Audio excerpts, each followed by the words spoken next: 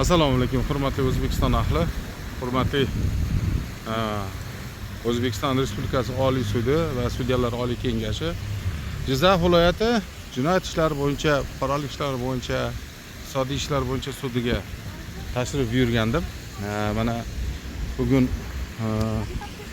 2026-yil 21-iyul kuni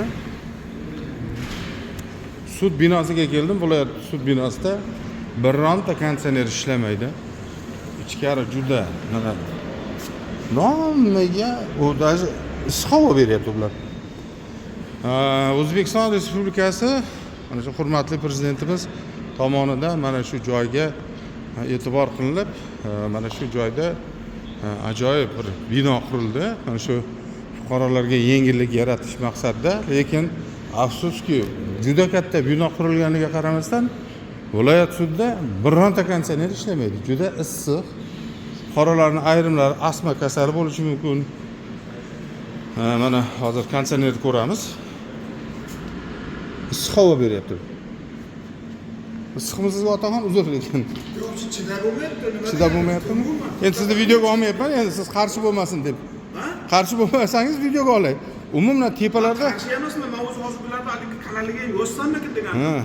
Bu nima qol? Masalan, bu yerga kelib ketuvchilarga ham bir ikki kelib ketadi, lekin bu yerda advokatlar bor, sudyalar bor, mana prokurorlar bor.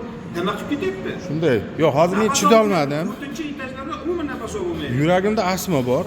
Hali ham sudyaning otasiga rahmat, sovuq suv olib kelib berdi. Sudyalar qanday chidayapti, men bunga hayron. O'shada ular, o'sha sudyalar ham o'zimizda bolalarimiz-da, farzandlarimiz. Prokurorlar ham mazasi Shunday, albatta. Mana shuning uchun Oliy sud raisi hamda mana shu O'zbekiston Respublikasida biron bir mana shu katta qurilishlar qilindi. Katta nima deydi, imkoniyatlar berildi-yu. Lekin mana shu aynan Jizzax viloyat sudida binosida hatto mana shu yuqori qatlamlargacha chiqib birorta konditsioner ishlamaydi. Sudyalar o'zi ham kechirim so'rayapti. Holat bo'yicha mana lekin tushuningizlar, hurmatli fuqarolar, bizda konditsionerlar ishlamayapti. Men o'ylabman, svet yo'q deb o'ylabman. Aslida svet bor.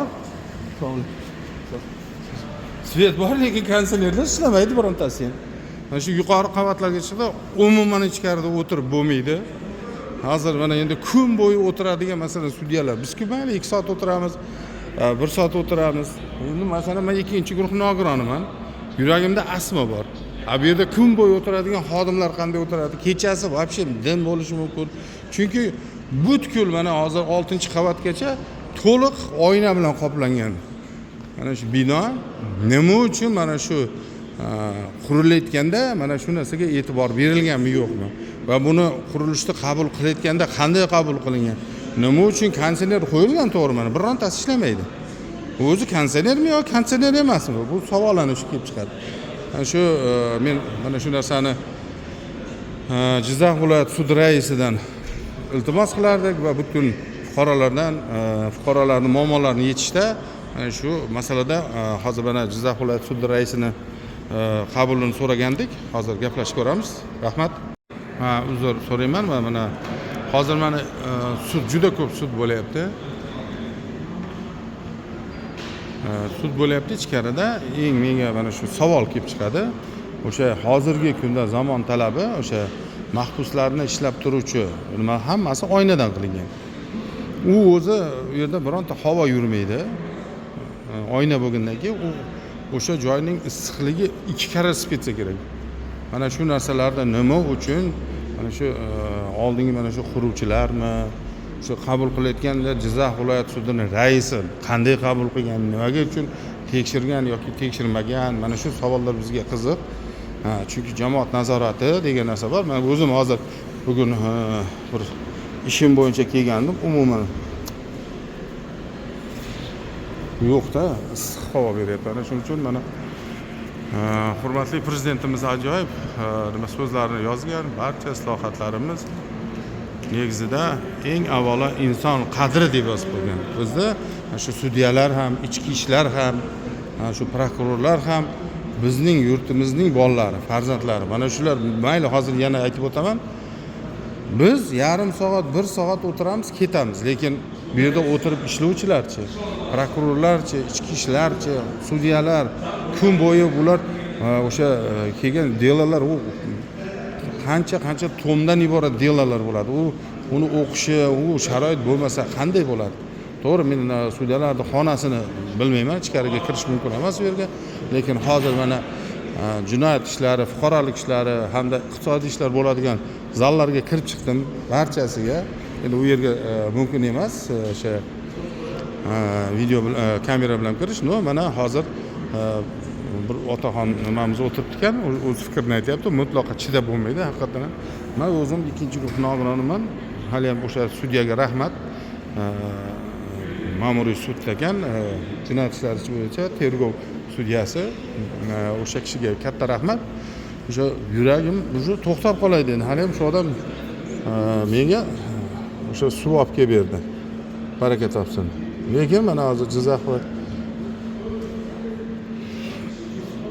mana hamma sharoit qilingan, kompyuterlar, printerlar, televizorlar, o'tiradigan joylar, kutish zallari, qabulxonalar sharoit bor, lekin o'shancha sharoitga konditsioner yo'q.